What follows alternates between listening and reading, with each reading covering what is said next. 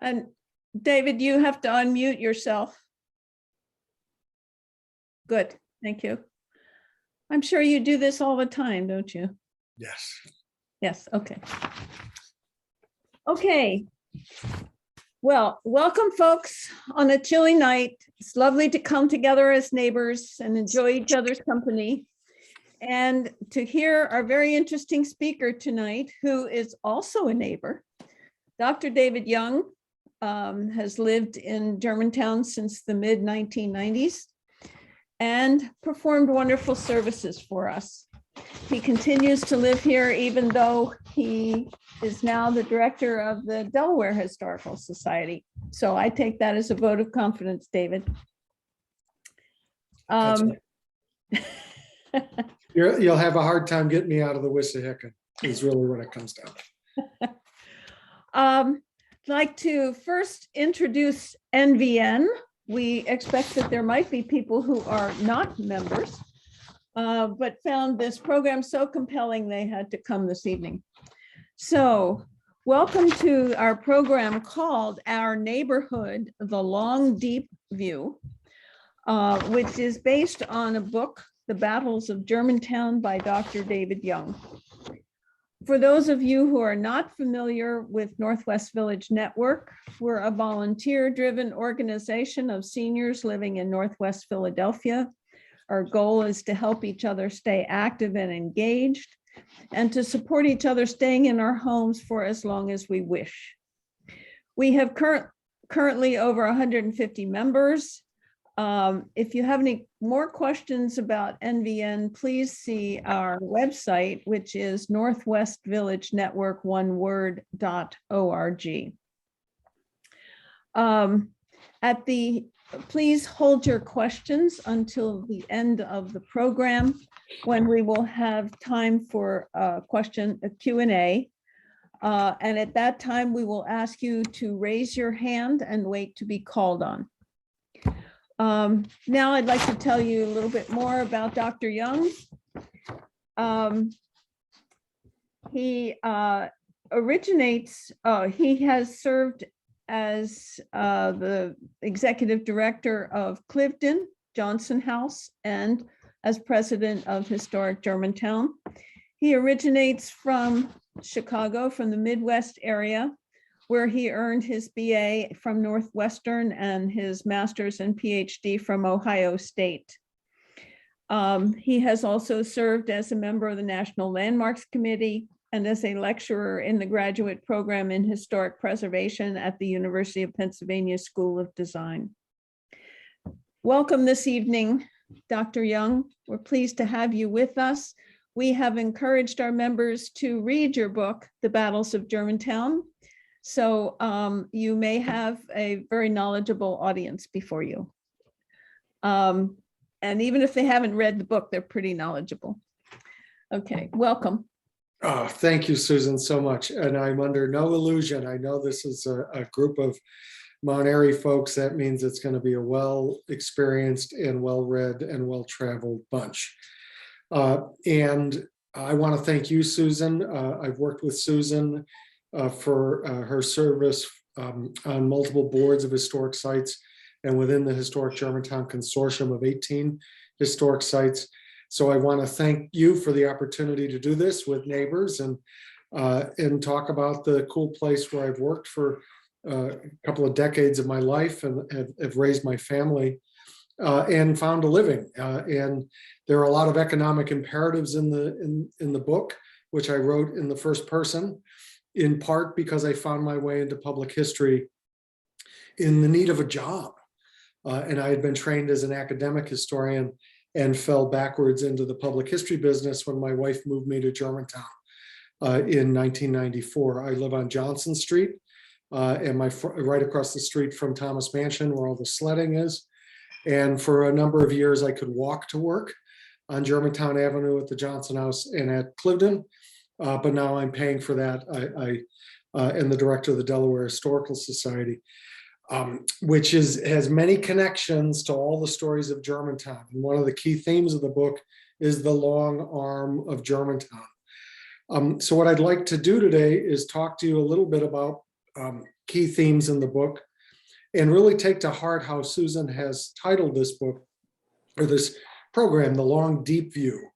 And I want to talk a little bit about the breadth and the length, and some of that's chronology, but some of that's the impact that Germantown has. And then also the depth, because even if you know the Avenue well, you may not necessarily know as much as we need to know to understand the role that history can play in America's most historic neighborhood, because it has lessons that transfer to many communities throughout the country. So we're going to do a deep dive into Germantown, but I want you to think of the long implications that a century's worth of preservation, of public memory, of engaging the community and why history is relevant to the rest of the country as well, particularly now when history can play a lead role. It has always played a lead role in Germantown and Mount Airy, the German township, but it can also play a lead role in the kinds of discussions we're having as a nation currently. And in many ways, Germantown has led those discussions. So I want to give a kind of a flyover in general of the book, and then call to mind a couple of key things in the book that I think were especially revealing to me, and engage you in discussion, especially if you have read it, about what surprised you, or what are ways that organizations like mine, historical societies, historic sites, house museums, museums of history and art, in what ways we can tell these stories even better. Because right now the field is changing, certainly with the pandemic and the pivot to virtual. We're having programs like this. It raises new audiences, it broadens the impact, and no one's complaining about parking. So there's opportunities in the use of technologies. And like the examples I'll show you, there's opportunities in the ways we present history. And Germantown has always been an incubator for how to use history to inform contemporary discussions. But in many ways, it's also been a parable of how not to do it. And like all things in Germantown, the contradictions and the paradoxes that you see in history are really dramatic on Germantown Avenue, especially in its last centuries of efforts to preserve it and make it relevant, especially to a changing population. So I want to talk to a little bit of those efforts, and then encourage more discussion. All the while know that this book is available at an internet near you. This is the author copy, which means it's my dogs, Grady, who helped me finish a lot of it by walking me around the neighborhood. And I wrote a history book in the first person, and I hope it feels like a walk through the neighborhood, because it's all hidden in plain sight, the problems of Germantown as well as the solutions to take us forward. So with that in mind, I'd like to share the screen and start us on our way. As a history book in the first person, I wanted to convey that the much of what we consider public history is personal. And what was interesting when I shared this draft concept with Temple University Press, the publisher, they sent it out to reviewers. And I wrote a history book in the first person, in part because many of the examples of making history relevant in a neighborhood like Germantown were born of experience that I had had in my last 20 years of working in the community. And my colleagues thought I was bonkers writing a history book in the first person. And the reviewers said more first person. These are the kinds of things we don't necessarily see, combining scholarship, lived experience, and a kind of analysis of what the neighborhood needs of the situation. So in some ways, Susan, the deep view is the personal view. And it's often what prompts us into public history or preservation or collecting our stories. It's about our people, our personal connection to the past. That's a human desire. But what I'd like to suggest is it's even bigger than all of us in the ways that understanding history together can forge a path that serves the cause of social justice. And if I can play my cards right and get through a bit of the presentation, I may also have a little bit of time to show you just a brief glimpse of how we're bringing some of these lessons of Germantown and effective public history into our work in Delaware at the Delaware Historical Society. But I can't tell you how nice it is to be with a community crowd. In the words of Paul Simon, it's great to do a neighborhood concert. So thank you for the opportunity here. First of all, I want to explain the title and the cover page. This is not a military history. The battles refers to the efforts, the struggles to make the personal passions we have about the past public. And in Germantown, there are all sorts of battles. And the most recent one is about the YWCA, which is just in the papers this morning. But there are always battles. And Germantown's a great way to understand how passionate, how political, how personal historic preservation really is, especially if you want to make it relevant to a neighborhood as it changes. So the battles are in fact literal about neighborhood conversations about preservation or NIMBYism or what gets saved and what gets forgotten, or what do we do with some of these buildings that are vacant, like the house museums that have closed, like Uppsala or Loudon or the Germantown High School or Town Hall. So those battles are part of the everyday life of a museum director like me. But the effective public history is a way to make our understanding of why the past matters a little bit clearer, because public history is often misunderstood and too often it's thought of what it's not.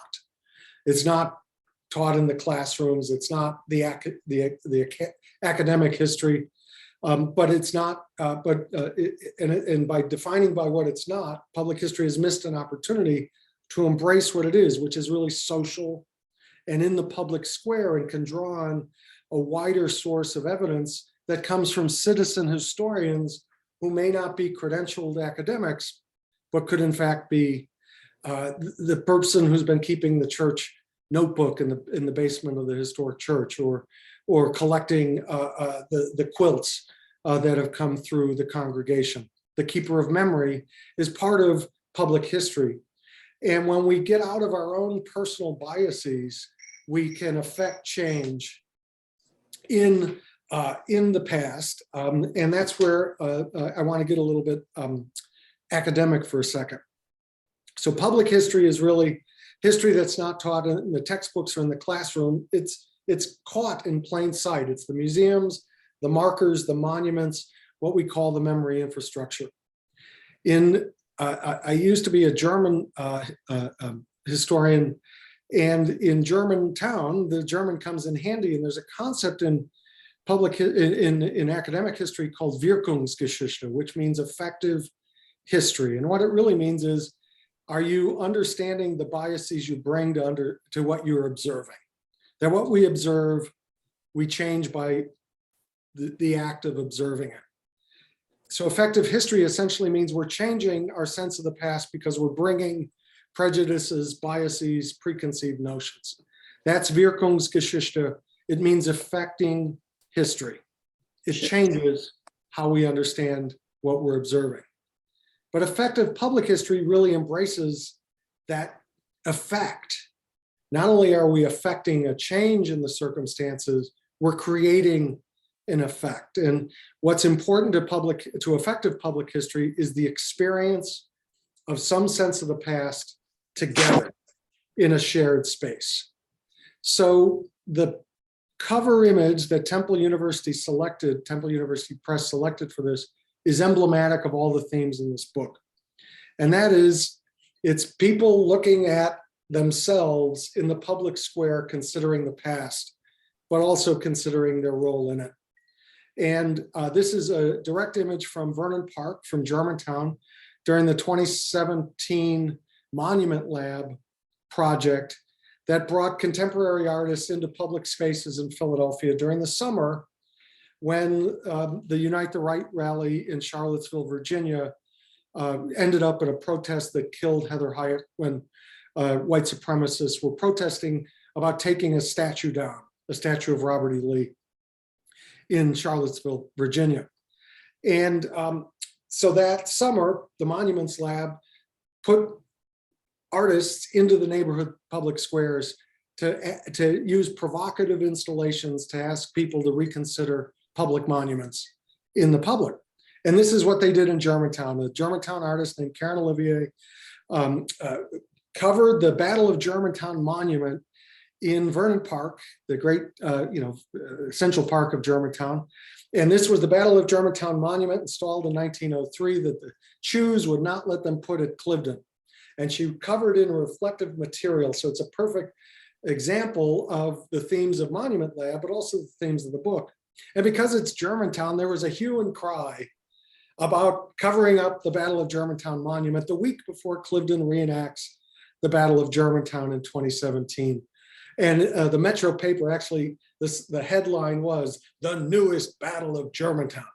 So there's always something that poses a kind of community urgency and a community crisis. And it's usually related to history or the use of history or historic architecture in the service of contemporary needs. So that is a long way to explain what the book is meant to do through the provocative image of the title, of the cover page and the title. So the Battles of Germantown is in the first person, so it's limited. It's not an encyclopedic history of Germantown, but it is a way to use what is Germantown's greatest strengths, how we think about history, to make the case that that's why Germantown is America's most historic neighborhood. It has been an incubator, a test kitchen for effective public history. So you're a Mount Airy audience. I don't have to explain too much to you where Germantown is. It comprises the southern portion of the German Township in the 22nd Ward. The German Township includes Chestnut Hill, Mount Airy, and Germantown. For the purposes of this book, I've covered what is the area of historic sites in Germantown, the area of Germantown where historic sites that are open to the public are located. And it is, with one or two exceptions like Aubrey Arboretum and historic Germantown, or historic Rittenhouse Town and Fair Hill Cemetery, most of the action is located on Germantown Avenue, the great spine of the neighborhood, which for many years was known as the Great Road. And much of the 20th century could be described as one continual effort to make the Great Road great again, mostly through using its colonial connections for greater impact, particularly economic impact. And in the day, in the 1920s and 30s, most of those efforts to make history useful was done by descendant groups, descendants of the people who had founded Germantown. Germantown's roots go back to 1683 when it became the first North American settlement of Germans on the continent. 4 congregations are known to have been founded in North America in Germantown: the Mennonites, the Lutherans, the Church of the Brethren, and one more that I'll need some help thinking of because it's been a long day. But the descendants of the Germans were then joined as well by descendants of the English, who made Germantown a home in the leafy suburb or the leafy outskirts of Philadelphia, such as William Allen and Benjamin Chew. And in one incredible day, October 4, 1777, a Revolutionary War battle happened in Germantown.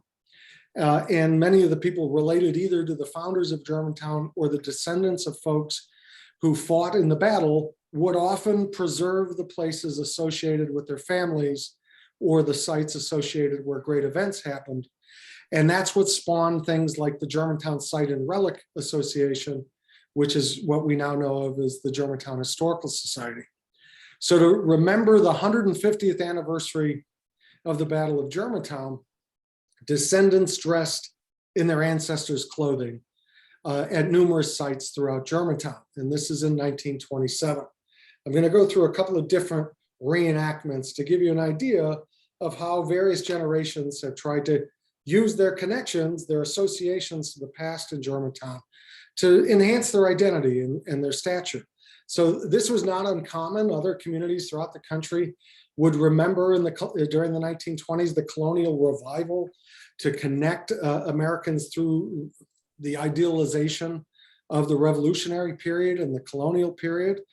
And often throughout the country, people would dress in their ancestors' garb. Before I came to Germantown to work, I had run the Salem County Historical Society in South Jersey, and there were dresses that people dressed in the 1920s that had been worn at George Washington's inauguration ball. So this was done throughout the country as an element of status, using history for status. So this is the 150th of 1927. We'll come back to it.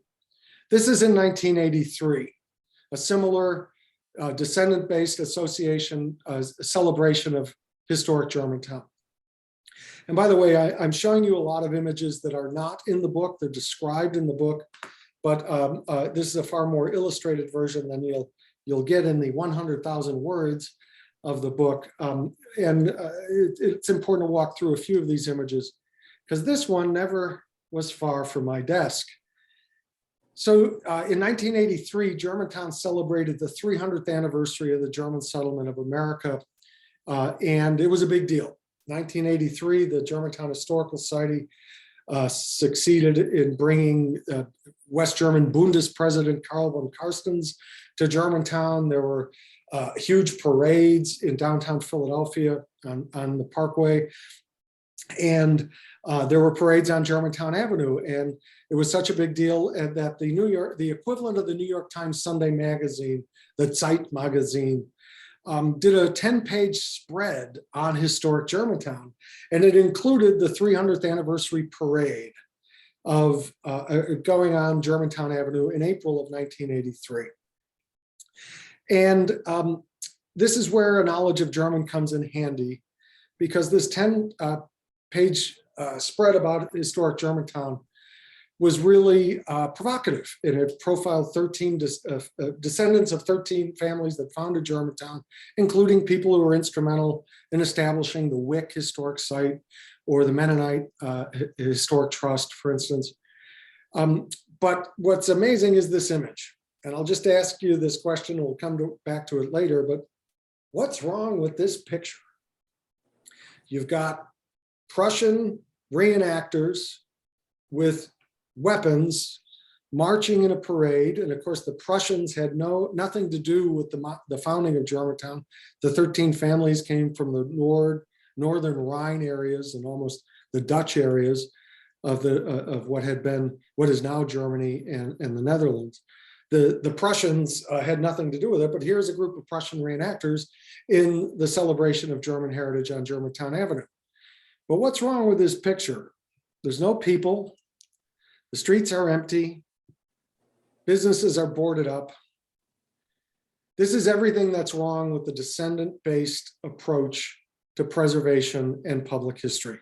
It's too insular, it's too isolating, and ultimately it's really off-putting. Because by this time in 1983, Germantown was a majority African-American community. In fact, crack had recently arrived in the neighborhood in the spring of 1983. So when the German journalists working for Die Zeit magazine came to Germantown, they were expecting a quaint German village, and what they got was the hood at the moment that crack arrived.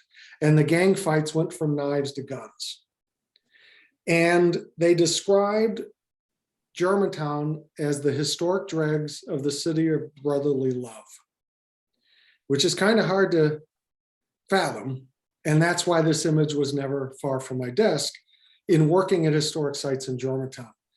Because if the memory infrastructure, the museums, the markers, the monuments, and programs like this, the community pageants that Germantown is known for, that often compete or overlap because they're only about one specific identity group, there becomes a kind of cynicism because most of the community they don't see themselves in the memory infrastructure of programs like this.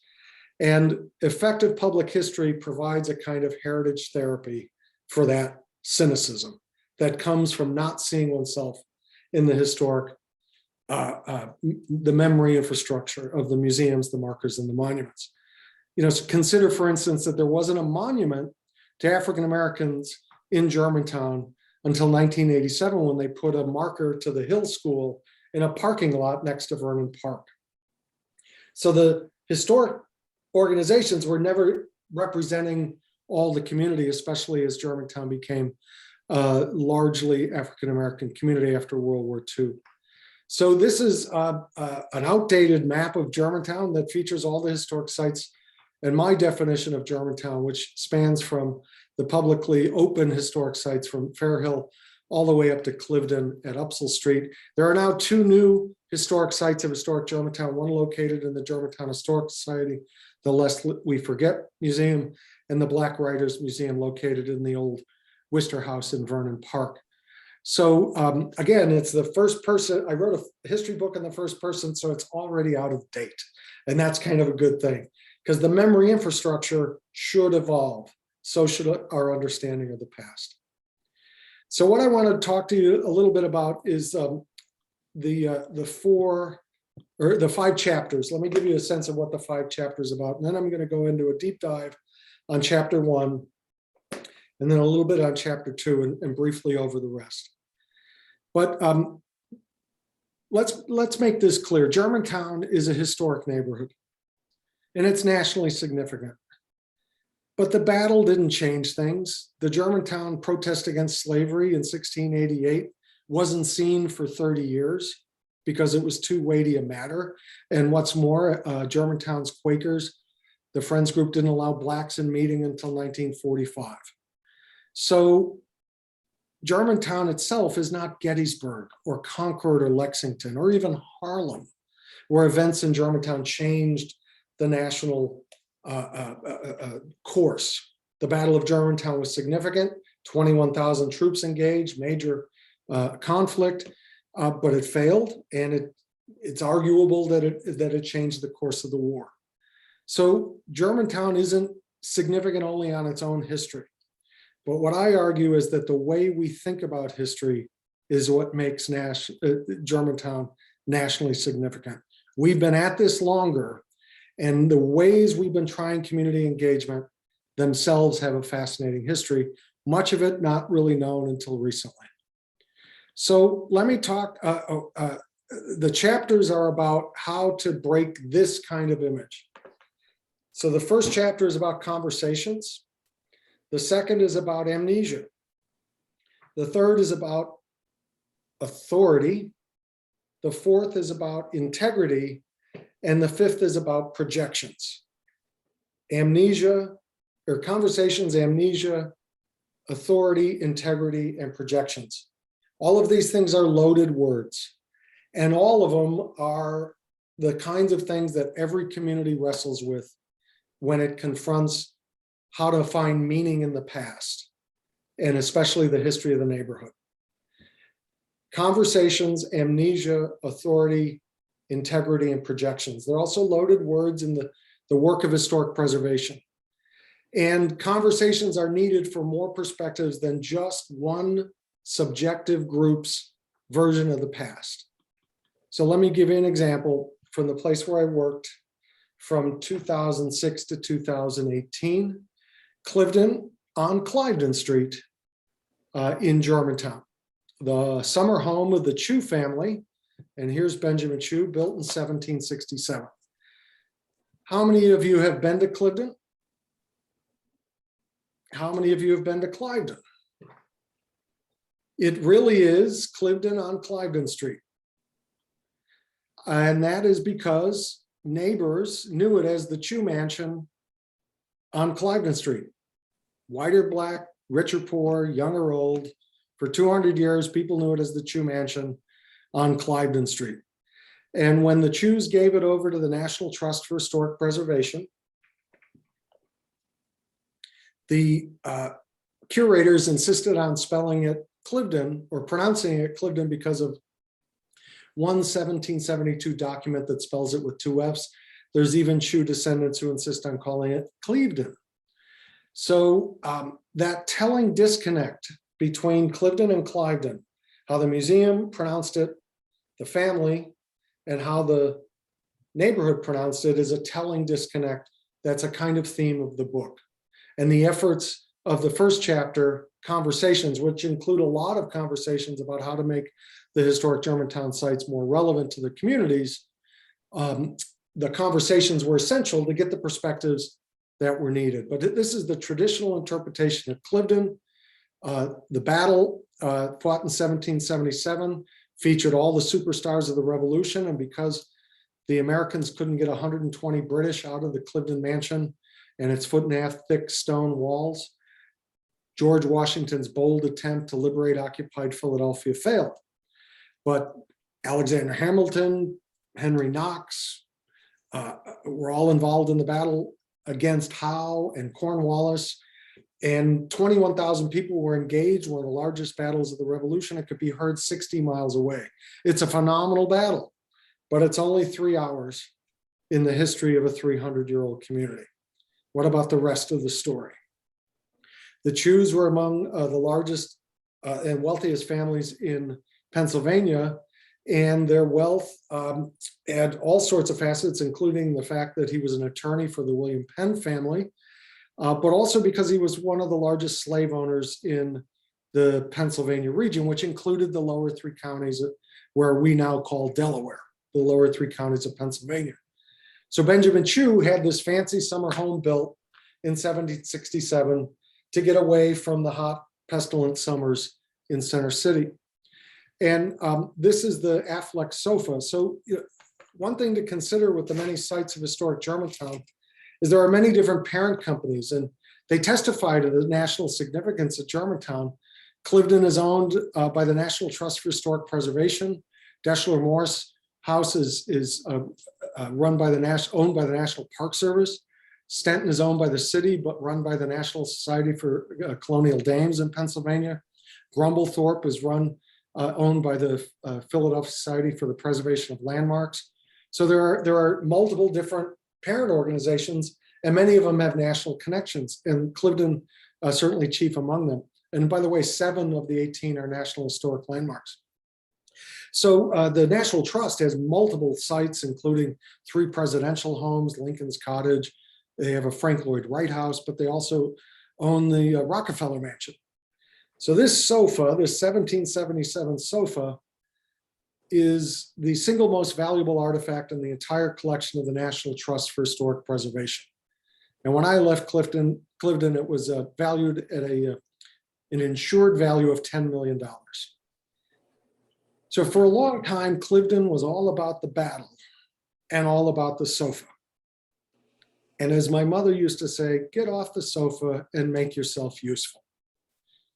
So the events described in chapter 1, Conversations, are about Clifton's efforts to get off the sofa and makes its 6 acres and 4 buildings useful to the community. In part because at the time, house museums were in danger of closing, like Uppsala, which had merged with Clifton in 2003. We'll get to that in a bit. That's what chapter 4 is about, empty buildings in Germantown. So getting off the sofa included making sense of the plantation records of the Chew family. These are among 400 boxes, bankers' boxes of Chew family papers. I told you they were attorneys, right? They never threw anything out. So the papers went to the Historical Society of Pennsylvania in 1982, just like you see them there. And it wasn't until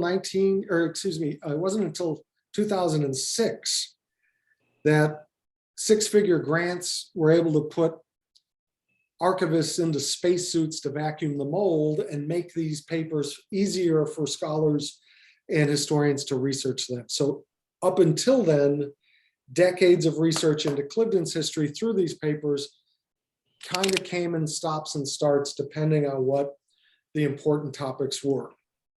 And when it became easier to find them, it became easier to find out how much of the Chew's wealth and those things like the fancy sofa were actually made possible by the mid-Atlantic slave economy and the Chew's prominent role in it.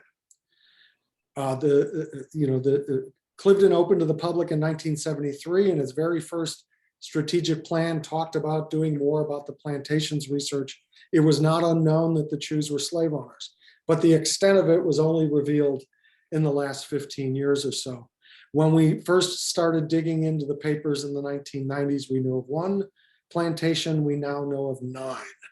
And they're all on the richest soil, brackage-rich soil of the Delmarva Peninsula in Maryland and Delaware. So this is record collection 2050 at the Historical Society of Pennsylvania. And to make these documents relevant, the Clifton organization, including Chew descendants, realized it did not have all the perspectives it needed.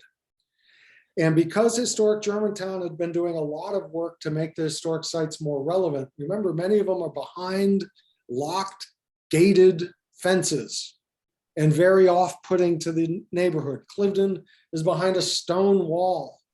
You don't even know what's behind there. Grumblethorpe, Stenton. So how to get beyond the gates and into the communities to give teachers what they needed, or neighborhood kids a chance to experience the historic houses like the Johnson House, the Underground Railroad Station. These were really important efforts, and Clifton piggybacked on those to embrace a conversational model to say, look, we don't have all the input we need, all the perspectives we need to make sense of these papers. So we started with concentric circles out, with letting the public officials' offices know, and letting community leaders and congregational faith communities. You know, in Germantown, there are 90 churches on Germantown Avenue and 3 masjids and several synagogues.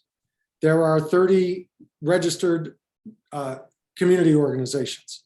There are 11 community development corporations, and there are 18 historic sites. So collaboration is not easy.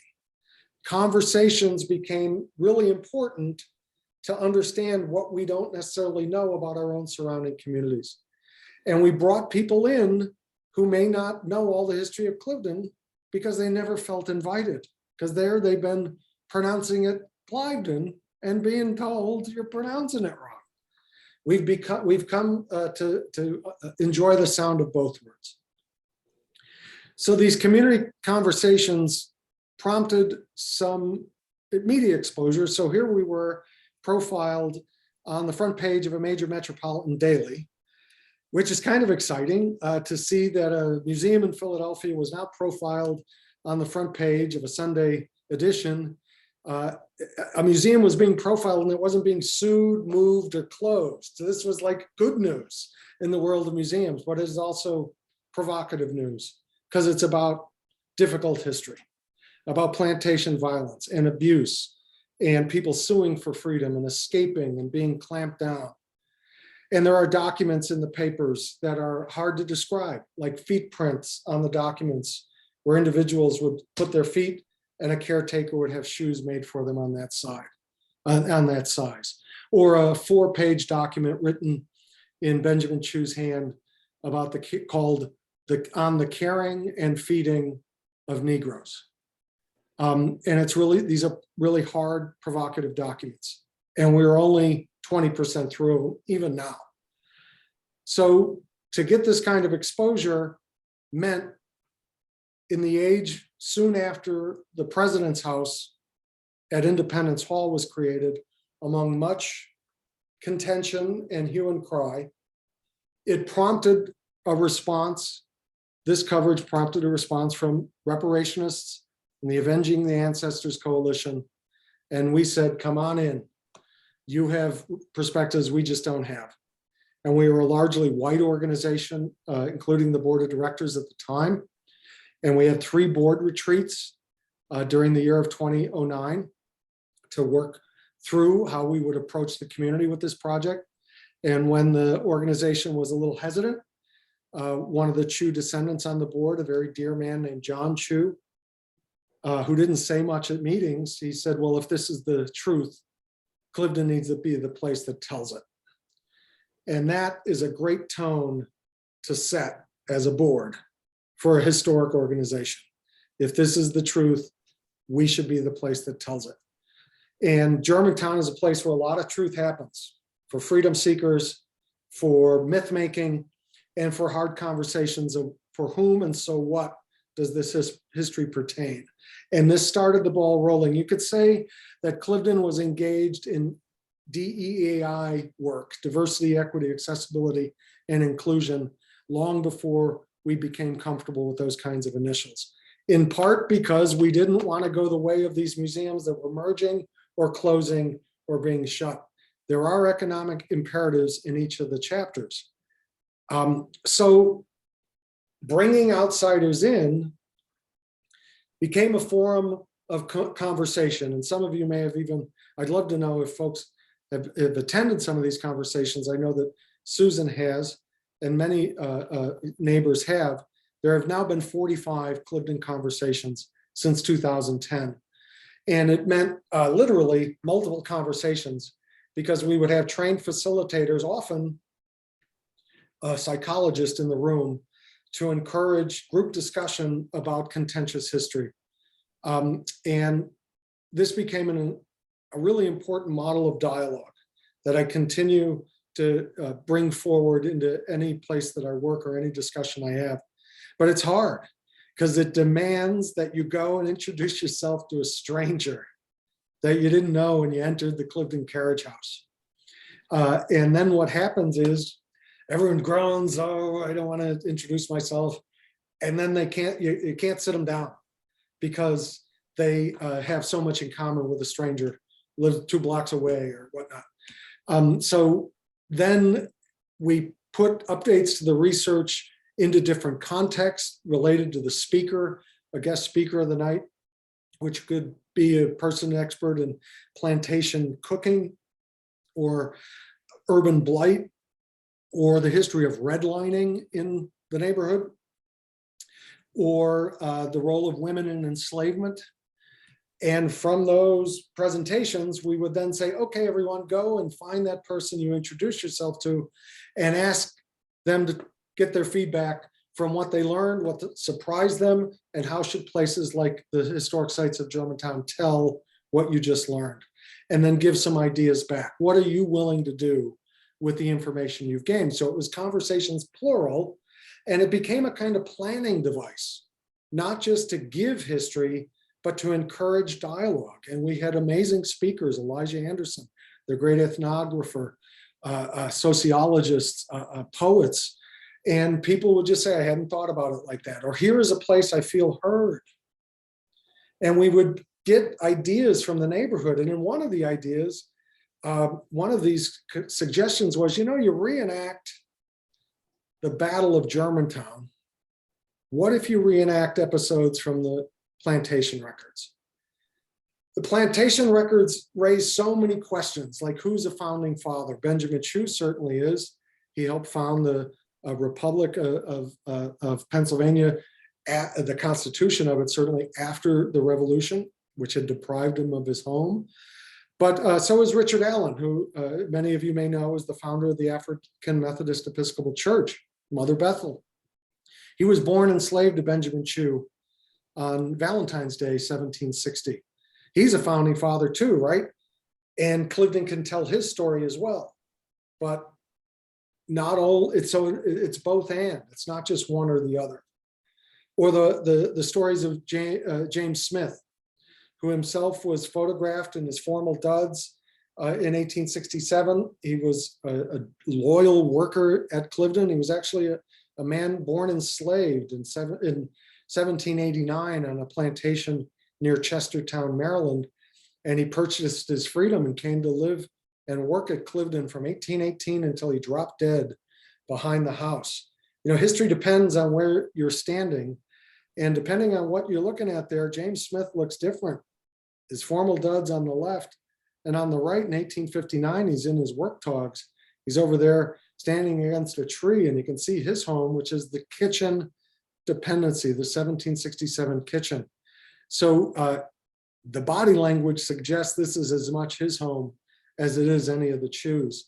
He died in 1870, a free man, a citizen of the United States after being born in enslavement. He found his way into citizenship by working in Germantown.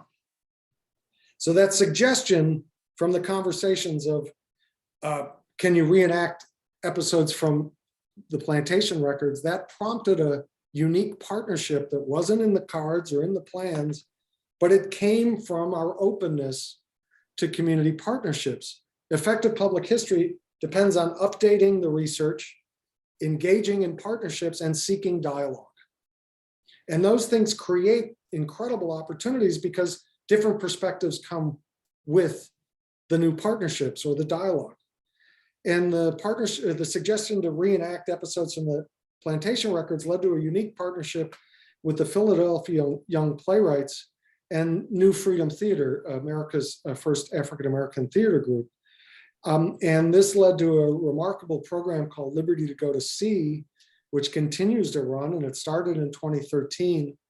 And James Smith leads you as a character in 100 years of the history of Clifton through his perspective in the house, a dramatic experience drafted by teenagers from all over the city, working with historians on our board like Erica Dunbar and Randall Miller and staff historians, and really workshopping these and workshopping with professional actors and Chew descendants and the community to get feedback to create an experience that one observer called giving a sense of beingness to a place, an experience beyond oneself. Because the episodes, the 7 episodes of People Seeking Liberty, the title is Liberty to Go to Sea, is a direct quote from an enslaved man named Joseph writing to Benjamin Chew, "May I have liberty to go to see my wife on another plantation."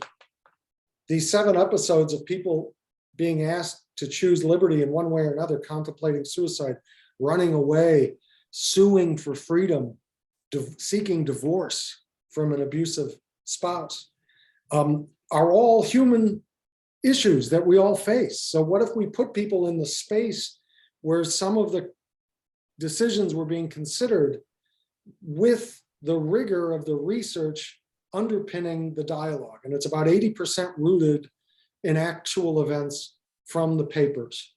Now, not every historic house has access to these kinds of records or as dramatic a subject matter. But experiences like this rooted in, well, what would I have done in those circumstances? You know, a lot of historic house museums have experienced successful audience building experience with theater in the house, like Murder Mystery or Clue or A Christmas Carol. But to actually use site-specific content gives it another layer of experience that takes us beyond to a kind of what if, what would I have done? And that's effective public history. It gets beyond building this, beyond just the building being what makes it significant. And so here, it's limited to 20 spectators. You go up the slave staircase. For a long time, that was not part of the tour. Here, it's part of the experience.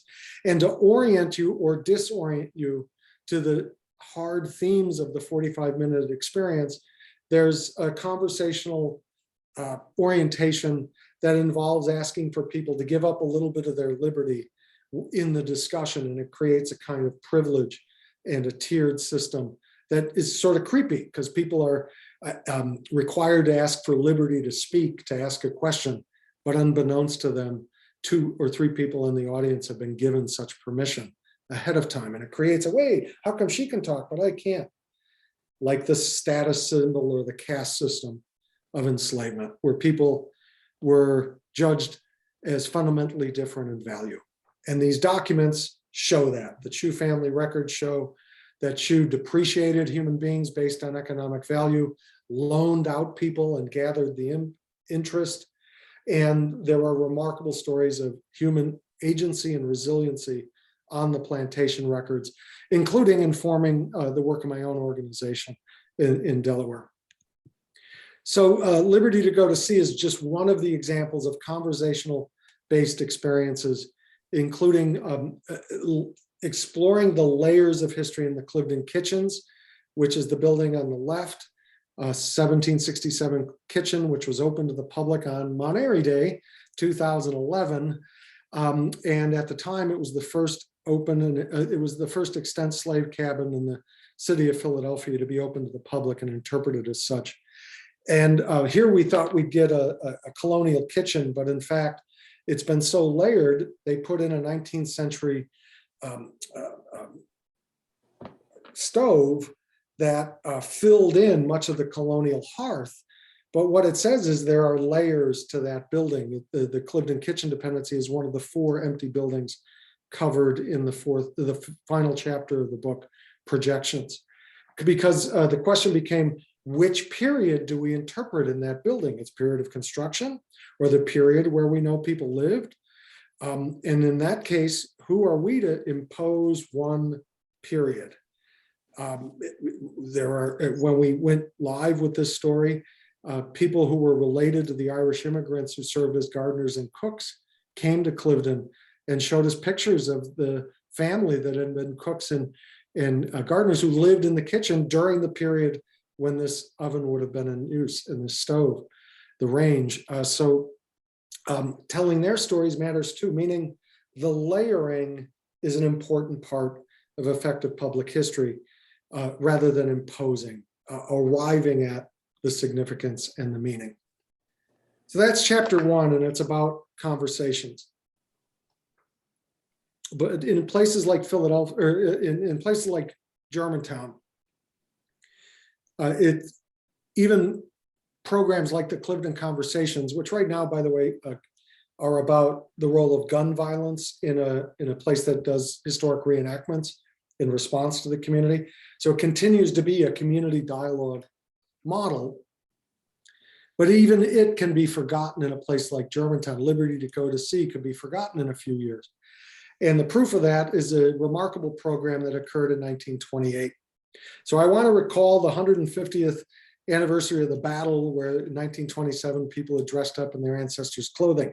So that was just a few months before this. So that was October 1927. This is February 1928, where one of the segregated Y branches, the Black YWCA, did its own colonial revival, a tea for George Washington's birthday. So the women of the Black YWCA, remember there was a Black YWCA and a Black YMCA, as well as the iconic YWCA and the YMCA in Germantown. So they were segregated in 1928.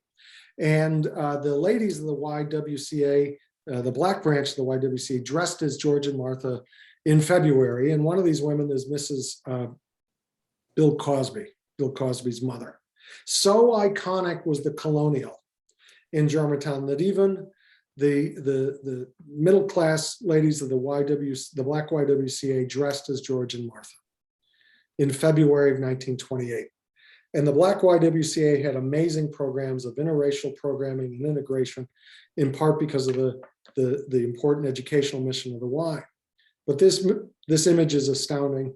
And it's the best image I could find for this, which is from the microfiche of the Philadelphia Tribune. It was remarkably, this year was remarkably undercovered in the press, and I'll show you why. Because a few weeks later, one of the most remarkable events ever to take place in Germantown or Mount Airy or Philadelphia occurred in Easter week 1928. So Germantown is used to having its week-long pageants devoted to history with different days tackling a different theme. And usually it'd be a hear ye town crier. But in 1928, the week-long history festival had a Boule African mask. This is stunningly provocative for 1928 Germantown. And Negro Achievement Week itself was stunningly provocative. I argue that this week in Germantown is the first modern public history program in America. And it's one of the first 3 Negro Achievement Weeks, which are the forerunner of Black History Month. They were the brainchild of Carter Woodson, who was a professor of history at George Washington University. And he wanted it to be urban festivals that celebrated the contributions of African Americans to American life, literature, art, and music. The first one was held in New York on Park Avenue. The second was held in Chicago on Michigan Avenue. And the third was held on Germantown Avenue, spread out all through the neighborhood. And notice the interracial committee and the advisory committee.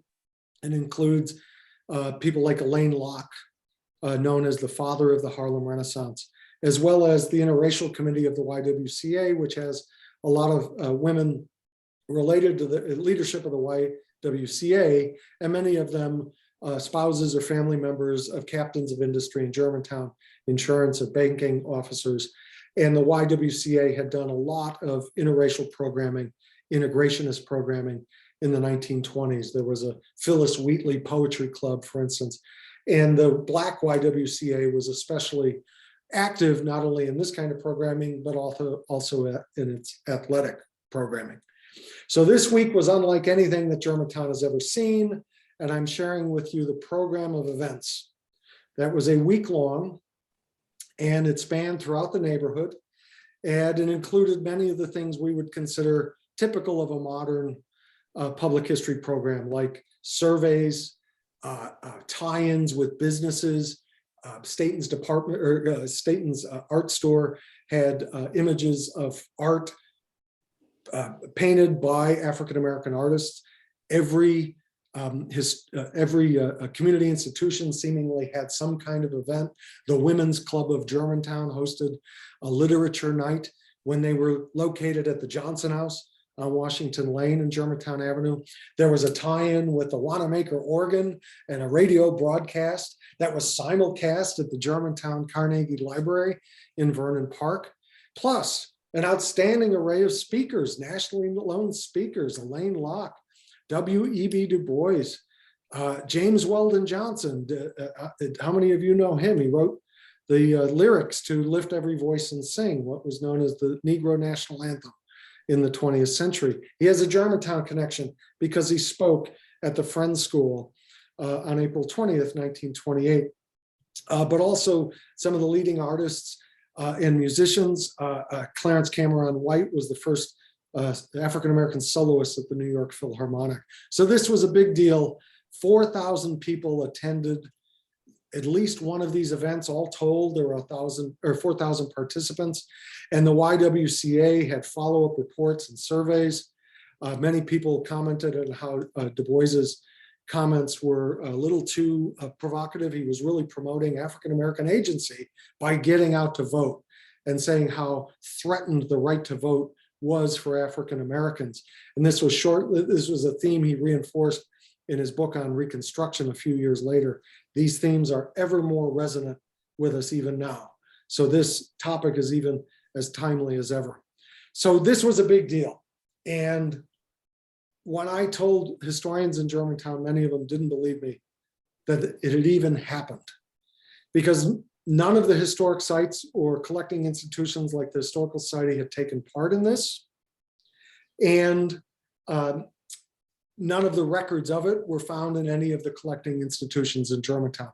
I dug this out of the records of the YWCA in the Urban Archives of Temple University's library. What's more, you'll notice on the program, many of these institutions represented were racially exclusive institutions, like Cheney Normal School. Leslie Pinckney Hill, there's a school named after him. He was the principal of what is now Cheney State University, a historically Black college and university. James Weldon Johnson spoke about the Negro in music, art, and literature at the Germantown Friends School. And he was the program was presided by Stanley Yarnell, who for many years was the head of school at Germantown Friends School, which I'll remind you did not allow Blacks to attend until 1947. So this was a big deal. And to think that people in Germantown didn't know anything about it in 2007 is the theme of the second chapter of the book. But the question I want to ask you is, why do you think it was held in Germantown?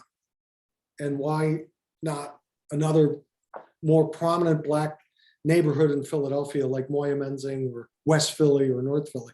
Because remember, the 2 years before, held on Park Avenue with the New York Philharmonic, and on Michigan Avenue after that in Chicago with the School of the Art Institute and the Chicago Symphony. And here it's at the Y in Germantown. It's not on Broad Street or Market Street. Why would it be in Germantown? Well, the answer is Germantown section of the KKK was the largest membership of any neighborhood in Philadelphia. And the KKK was very active in the 1920s.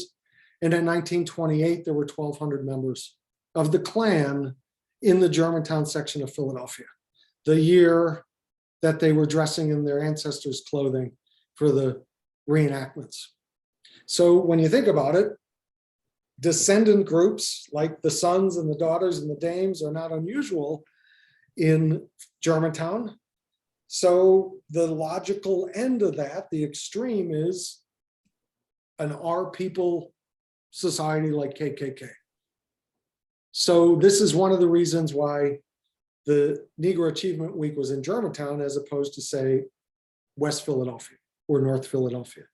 The national leadership of the Y had been having programs like this in major cities like Detroit or Chicago or New York, in part to combat the growing presence of the KKK, especially in northern cities, where people from the Great Migration were coming in for jobs in Detroit and Philadelphia and New York and Chicago.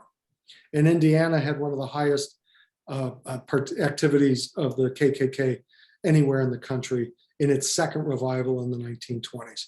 It's important for us to know this. Another way to think of it is, if you were in my position trying to make a slave owner's mansion on Germantown Avenue relevant to a largely African-American community, wouldn't you want to know that the KKK was active here, that it was active until the 1940s, that there were crosses burned on Clifton Street in 1940? As you're trying to make Benjamin Chew's fancy mansion relevant to Germantown and Mount Airy? I think I would.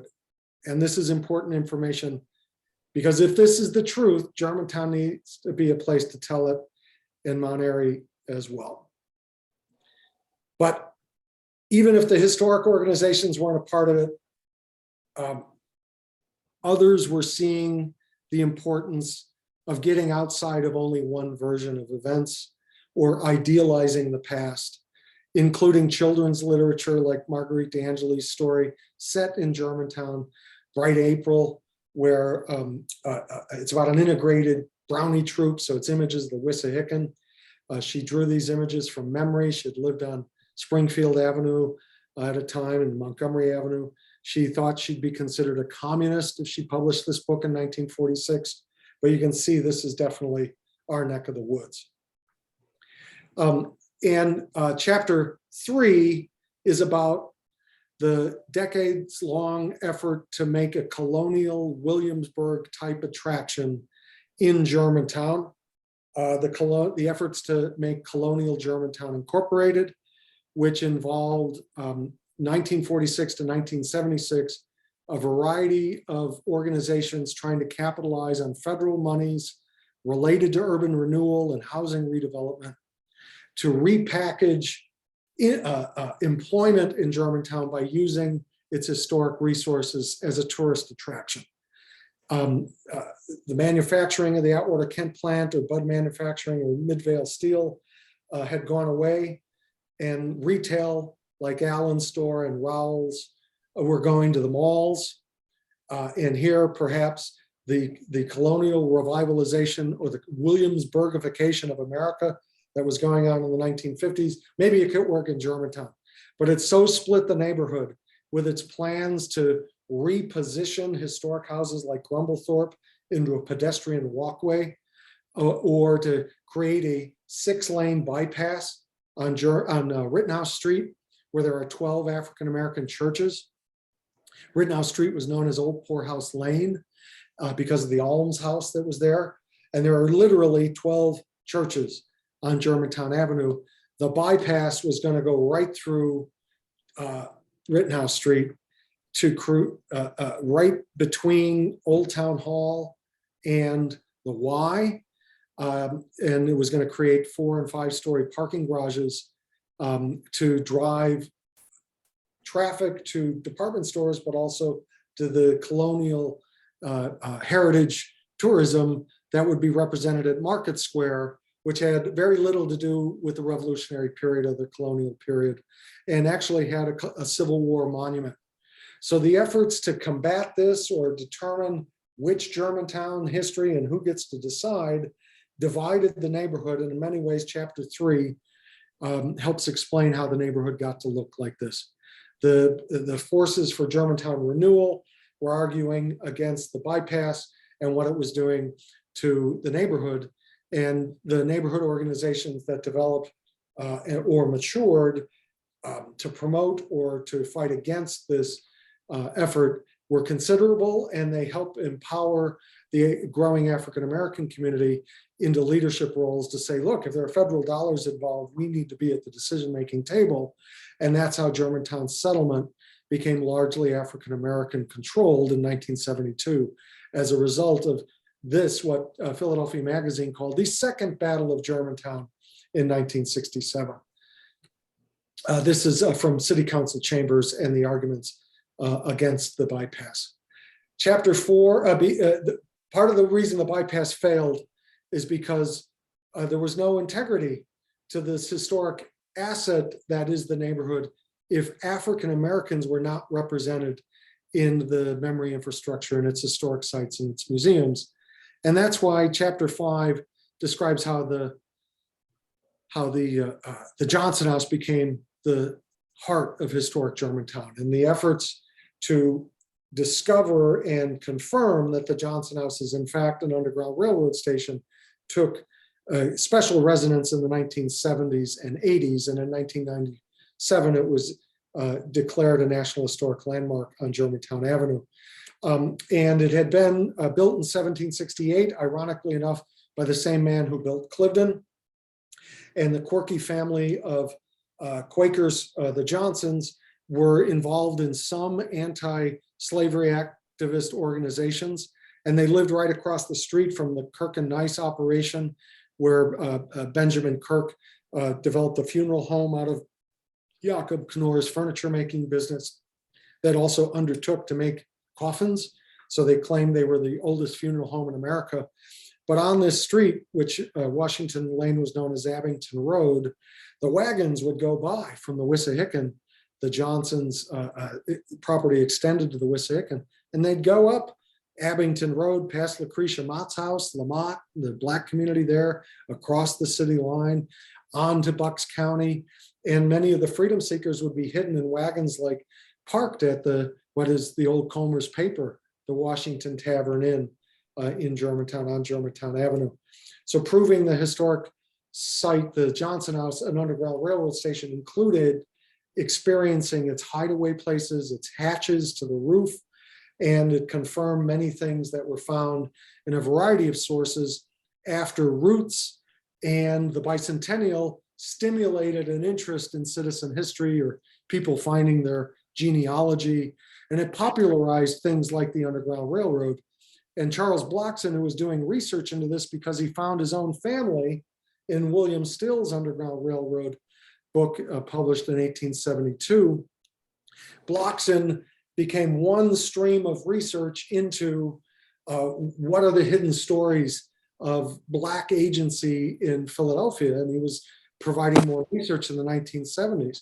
But at the same time, others were working on social history or working with the Mennonite Historic Trust to help fortify the role of Mennonites in preserving historic sites in urban areas, like the Mennonite Historic Trust and its meeting house, the Johnson House, which was built by a Mennonite, Rittenhouse Town, which was built by a Mennonite. And so many of the efforts in the 1970s to preserve these buildings, they would not have been standing without the efforts of the Mennonite Historic Trust. But then there's also sources that we didn't count on that go into great detail on in chapter 4, because it's not just about how the Underground Railroad worked, it's about the detective work to understand how we could confirm this was an Underground Railroad station. And in fact, there's a couple of sources, but one of them that's quite rich is a novel written in 1892 that describes the path that may have been taken as an Underground Railroad route, but it's not confirmed. But Charles Blockson took it as gospel and wrote it into his book, The Underground Railroad in Philadelphia. But it's a novel written by a med student at Penn about a woman who walks through the Wissahickon sleepwalking. And she's part of a family, the Riversons, which seem to be a composite of Rittenhouse and Johnsons, an industrial family that were activist Quakers and abolitionists. But old man Riverson died without leaving any of his wealth. And the daughter keeps walking into the Wissahickon and coming back with gold coins. This creates quite a contretemps and a storm of rumor and gossip and innuendo. And it turns out that the daughter is actually found caves that hid old man Riverson's gold that may have been used on the Underground Railroad.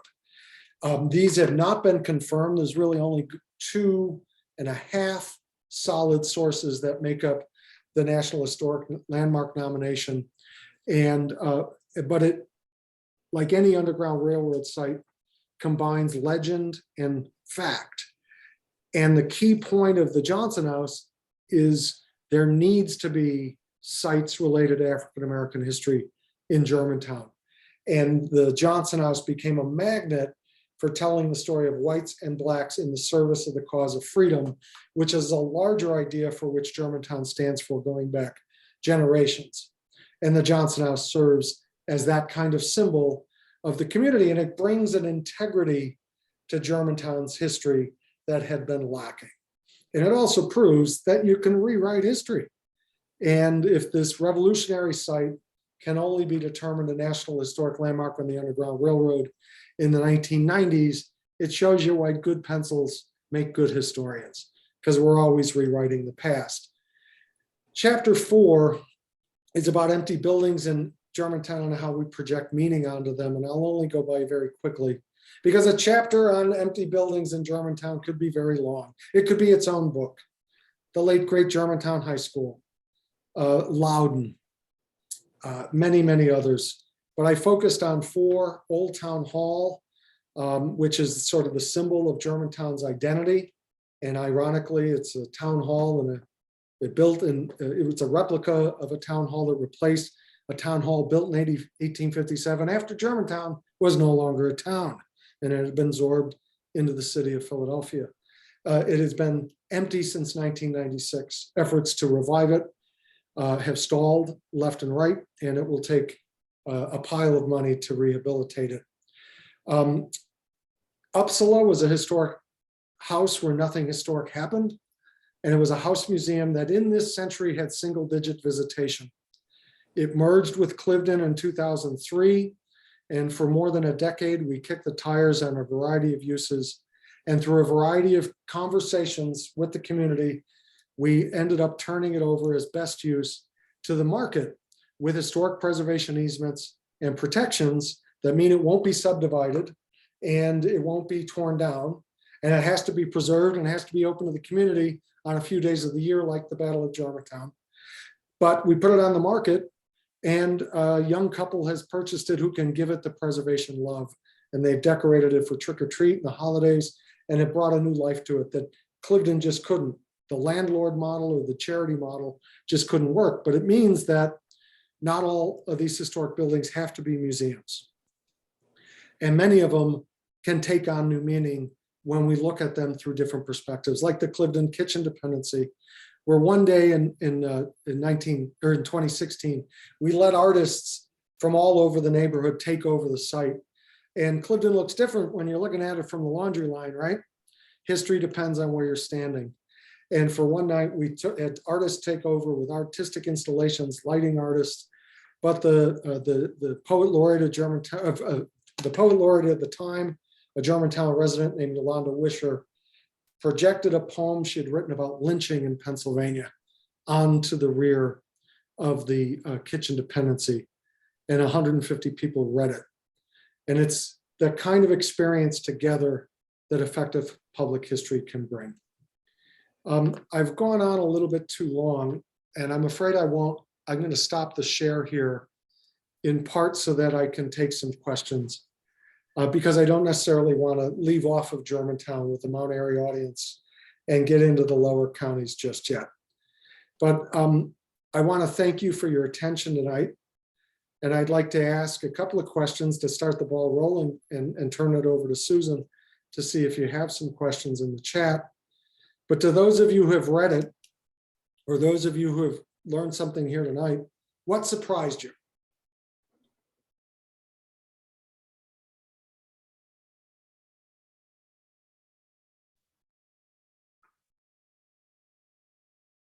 Hi, I was surprised at the presence of the Ku Klux Klan in Germantown, and the racism that was so clear from what you were talking about in the early 20th century and up to and through the Civil War. I mean, Second World War. I hadn't any idea that had happened.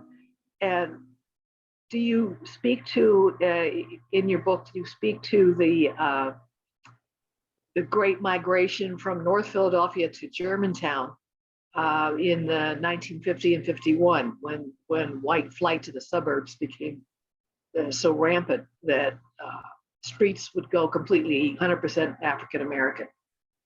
Do you speak to any of that as part of your conversations? So, well, certainly there have been programs about predatory lending and redlining, in Germantown at Clifton. So imagine a colonial house museum having conversations about redlining. That's the power of bringing people together to discuss these kind of provocative facts. In the conversations chapter, one of the projects we had before, were actually simultaneous with the Clifton conversations, was a program called Germantown Speaks, where teenagers from the late great Germantown High School were trained by Katie Day and myself to conduct oral histories with groups of elders recruited from the 90 churches and congregations and synagogues and masjids. And we had 6 conversations with the community members, and they talked about things like which department stores allowed Blacks to try on clothes in the changing rooms and which did not, or how the athletes at Germantown High felt when the swim team would go compete and they'd have to forfeit because Blacks on their team were not allowed to swim at the South Philly High School pool in the competition. So to hear the kind of everydayness of it was surprising, and the book gets into that, and also how the historic sites can tell these kinds of stories, including the stories that don't always reflect well on the neighborhood. I can't wait to read your book. It sounds like, and I've lived in Germantown now for over 20 years, and I live on a historic street in Germantown. And much of what you had to say was new to me. And I thought I was well read, having read almost every book that was put out by the Germantown Historical Society, the little pamphlets that had to do with, 60, 80 page pamphlets that were put out by the Historical Society. There's a lot of self-serving in history. Yeah. Idealization, celebration, and what do we do with these things that are difficult or complex, but then help explain, Uppsala didn't go out of business because the history isn't compelling. There are historic churches in Germantown where everyone is invested in the history of the neighborhood. Uppsala went out of business because it didn't engage with the rest of the community. And engagement is the name of the game. You can't just say people aren't interested in history. That's why house museums are closing. People haven't seen themselves in history, in part because we've been telling one version of it. And it gets really exciting.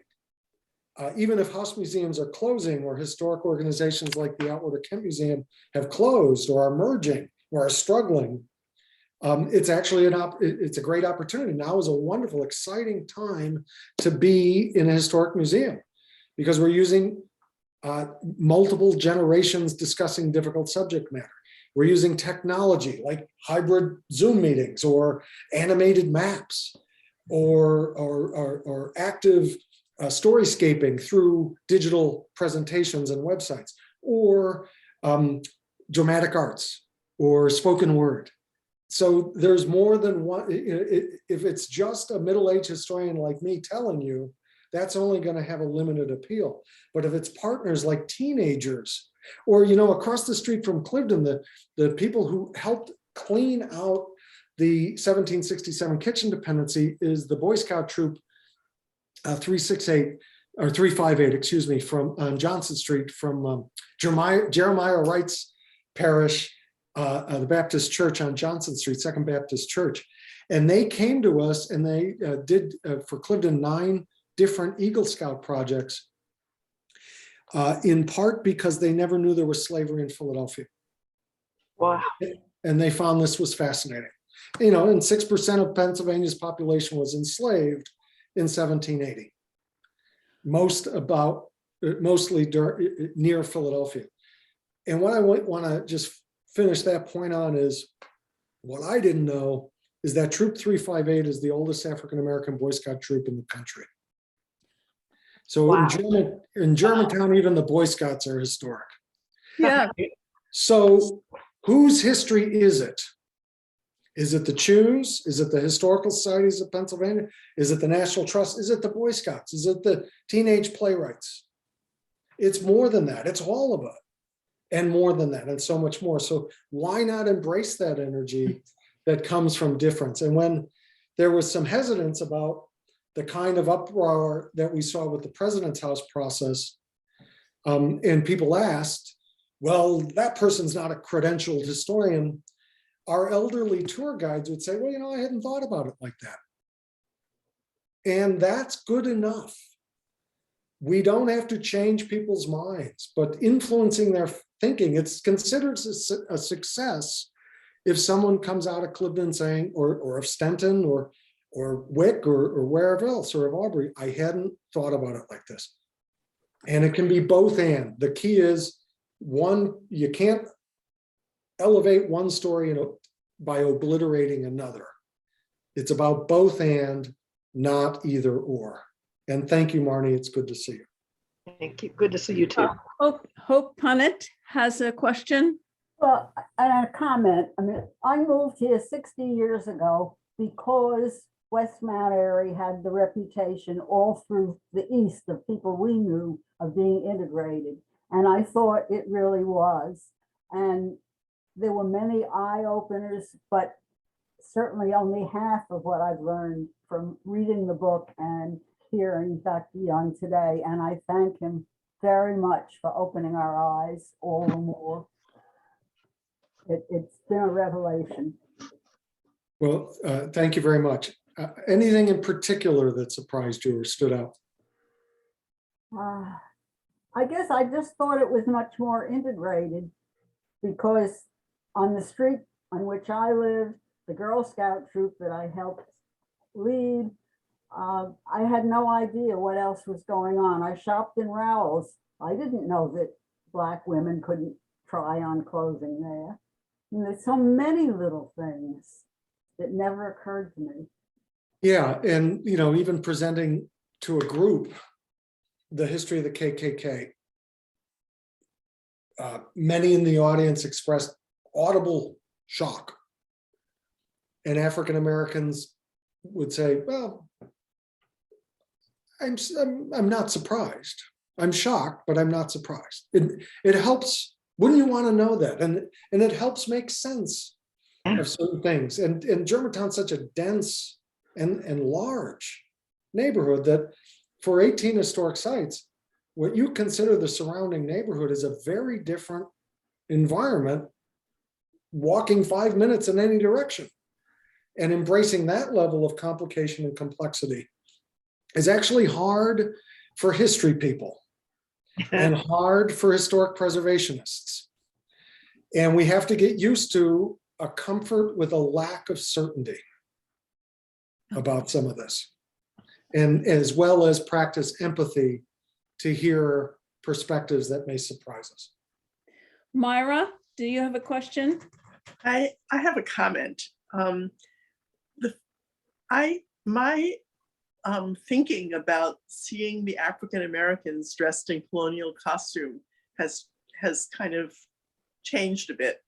So I think the first time I saw that image, I thought, oh, that's so incongruous. But now when you showed it, I was thinking, this is history that we all share. I mean, it doesn't, George Washington doesn't only belong to the descendants of George Washington.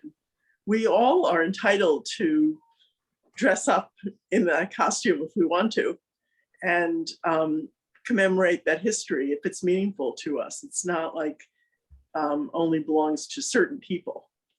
So That's I a don't know. really, Yeah. that's a really good point. And I thank you for sharing that, because it's hard to make sense of, and yet so iconic is the colonial. And then considered in the time of what happens a few weeks later with Negro Achievement Week, here are African-American women wanting to fit in to the American narrative. Or wanting to claim some ownership. That's another way to look at it. It's not just fitting in, it's, I don't know, I mean, do you think that it was inappropriate? I don't want to impose a 21st century morality on decisions made in 1928. I think it's paradoxical in a dramatic way that's worth exploring, including what it represented that they were trying to culturally symbolize. I also have great admiration for George Washington as the most important and greatest political leader of all time, because he knew when to quit, but he was also the largest slave owner in America, which is really saying something, who hounded down Ona Judge after she escaped from Philadelphia and more than likely from Germantown, and couldn't find her. So that's a paradox too. And here are the irony of African-American women embracing the George and Martha thing when they were pretty micromanagerial plantation owners. Is important to consider. So it's complex, and it peoples what would I have done in that situation, which I think is what historic organizations can do. That's part of effective public history. We can't tickle ourselves. We need each other. We're social beings. We can't know all we want to know about history unless we learn it together. We learn from different perspectives. So when I've shared this with African-American audiences, they go, "Oh, that actually makes sense. That was kind of a civic totem there." Right. And they're dressed in an ancestral clothing. So it's important in ways that I think are revelatory of the larger dynamics that are always at work in why we get excited about history. And Germantown is an especially rich place to explore those dynamics. Thanks. I think we have time for one more question. Anne, Arlie, you need to unmute yourself. No, you need to unmute yourself. Okay. No, I'm over 80 and I grew up in East Falls, and I remember Germantown in 1950 and all that. But only recently do I have a new friend who's my age and grew up in Germantown. She's African American, and I've learned more about things like the clothing thing at Rowell's, because we're good enough friends that she's telling me what it was like. And that's so personal that it enlarges all the historical stuff we're doing. And I can't wait to read the book. But I have to say that reading literature by African-American women and having some friends who will, who know you well enough that they can tell you how it was for them, that's been a great learning also. Well, good for you. And I think that that's an important thing. There are personal connections and those sort of memory things that can complement your own understanding are an important part of seeking dialogue. What you're doing is effective public history. You're not just affirming what you know. you're seeking to extend what you know by hearing somebody else.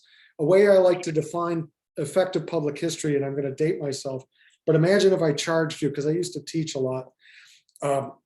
What if I gave an assignment for you to come up with 20 or 10 songs, top 10 songs related to a topic like the South or 1968 or New York City.